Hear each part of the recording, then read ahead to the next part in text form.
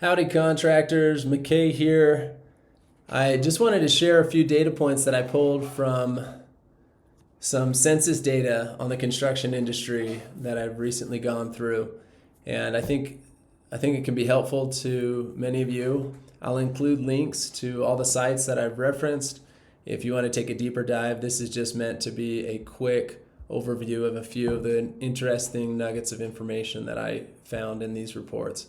The first thing I want to mention is that this data is a little bit outdated, unfortunately. This is the Census Bureau's website. They've got a message up here saying that basically they're still trying to figure out when they're going to release some of the upcoming data. So like this section right here, this is all construction data.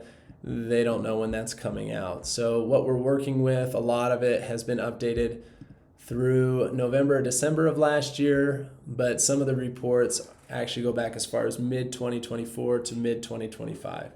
So just keep all that in mind, but it's still helpful for looking at trends. Okay, the first data point I want to point out is non-residential spending by state. Utah over the last year has jumped up 46% in this category, which is awesome. That puts them as the fifth quickest mover in this category. And then over the 10-year period, they're the fourth largest mover, increasing at 201%. So again, this is non-residential spending by state.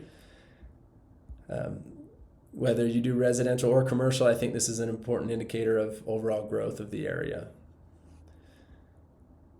The next data point I wanted to point out relates specifically to home building. So if you look here, you can see this is a chart of where the most homes are being built. Basically what they are looking at is how many homes are being built for every 1,000 existing homes. So you see how dark that is. This report shows that Utah as a whole, on average, is building 18 homes for every 1,000 existing homes. So that's pretty exciting. You can see how dark we are compared to the rest of the nation. We're definitely one of the biggest movers in the residential new build space.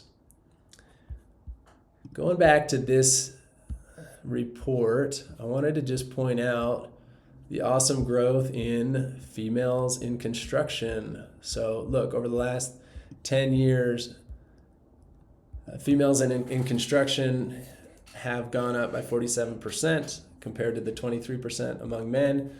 I think that's awesome. There's obviously still a big bridge to gap here. Not that it has to be perfectly balanced or anything like that, but it's fun to see. I've got female employees and they add a lot to the team. So I'm glad to see that more and more companies are hiring women in the construction field and that more and more women are taking an interest in our industry, in the construction industry. Okay, last two nuggets, and these I just thought were interesting. I don't know if I'm going to do anything with this information right now, but it's certainly stewing in my mind.